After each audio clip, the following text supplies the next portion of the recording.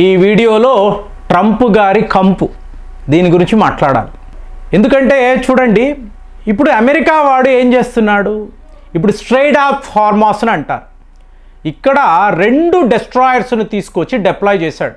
చూసుకోండి friends, America వాడి ఈ యుద్ధ నౌకలు, యుద్ధ విమానాలు చాలా కాస్ట్లీగా ఉంటాయండి.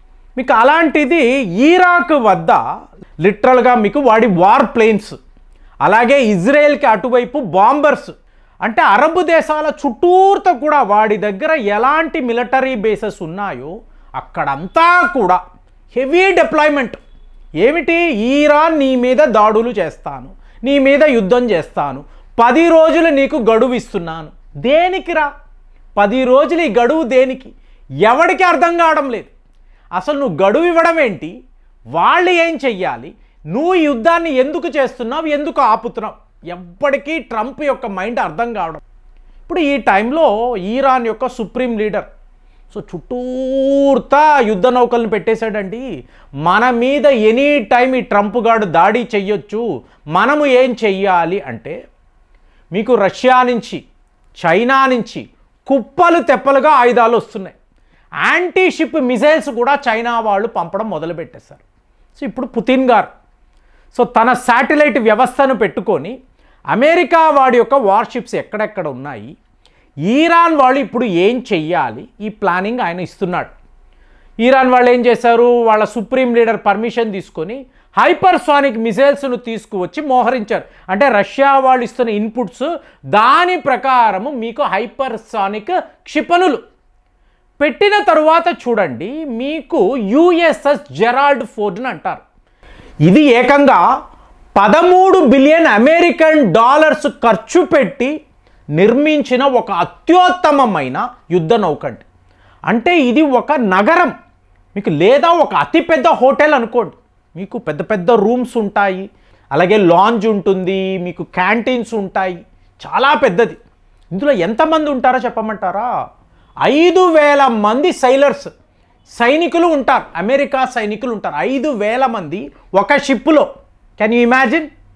ఈ పరిస్థితుల్లో ఇప్పుడు వీళ్ళు శాటిలైట్ ద్వారా రష్యా వాళ్ళు ఇన్పుట్స్ ఇస్తున్నప్పుడు మీకు పుతిన్ గారి కమాండర్స్, అయ్యా మనము ఇరాన్కి ఇన్పుట్స్ ఇచ్చాము, వాళ్ళ హైపర్సానిక్ మిసైల్స్ అంతా రెడీ చేశారు, కానీ యుఎస్ఎస్ జెరాల్డ్ ఫోర్ట్ వద్ద సైనికులే కనిపించడం లేదు.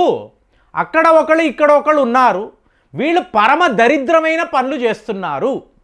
అంటే ఇదంతా ఇండియన్ మీడియా ఏ స్థాయిలో దీన్ని సెటైర్ చేస్తున్నారంటే, నువ్వేమో ఒక సూపర్ పవర్ అంటావు, అగ్రరాజ్యము, ఈ ప్రపంచాన్ని పరిపాలిస్తున్న నేను అని ట్రంప్ అంటావు కదా, మీ సైనికులు ఏం చేస్తున్నారు?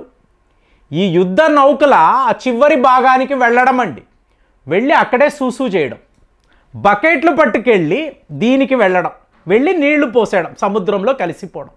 ఏంటండి మీకు ద మోస్ట్ సాఫిస్టికేటెడ్ వార్షిప్, ఇక్కడ ఇలాంటి దరిద్రం ఏమయ్యింది అంటే, దీన్నే టాయిలెట్ వార్.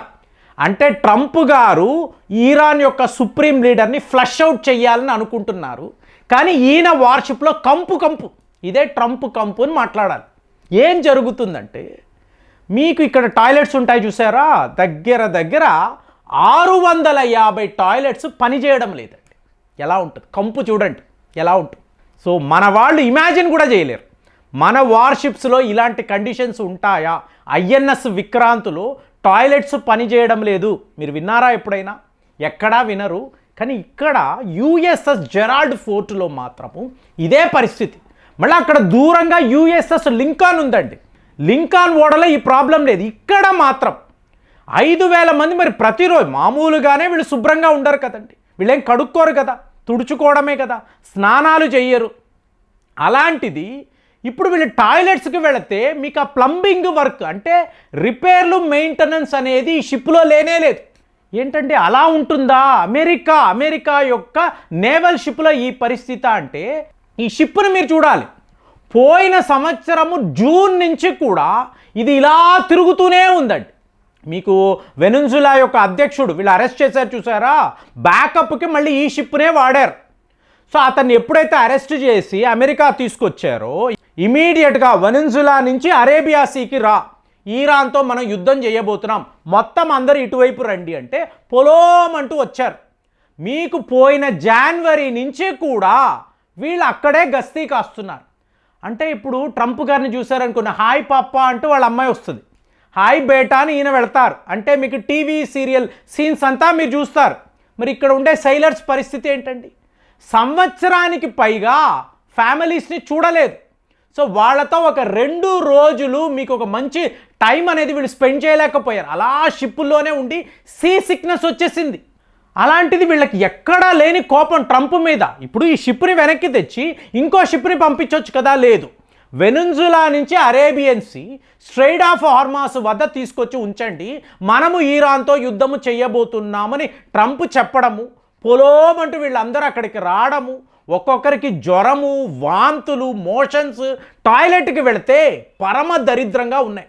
దాంతో ఈ సైనికులు కోపం వచ్చి ఈ టాయిలెట్స్ను మీకు పగలగొట్టడం మొదలుపెట్టారండి. ఇదే టాయిలెట్ వార్. అంటే బాగున్న టాయిలెట్స్లో ఏమో తక్కిన సైనికులు ఉంటున్నారు, పని చెయ్యని టాయిలెట్స్ దగ్గరికి వెళ్ళినప్పుడు కోపం, దాంతో ఇష్టానుసారం తన్నడము, పగలగొట్టడము. వీళ్ళందరూ పైన షిప్ మీద కాదండి, టాయిలెట్స్ వద్ద ఉంటున్నారు సైనికులు. అది పరిస్థితి. ఇక కొంతమంది కోపం వచ్చి నేరుగా వార్షిప్ యొక్క బార్డర్ దాకా వెళ్ళి, అంటే మీకు అంచుల దాకా వెళ్ళి అక్కడే ఇలాగ అన్నీ కూడా, అంటే వినడానికే చాలా చాలా చండాలంగా ఉంది, కానీ లిటరల్గా మీకు ఈరాన్ వద్ద ఇదే జరుగుతుంది.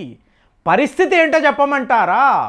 డొనాల్డ్ ట్రంప్ ఏమో ఈరాన్ మీద యుద్ధము చెయ్యండి అని వీళ్ళందరినీ పంపించాడు.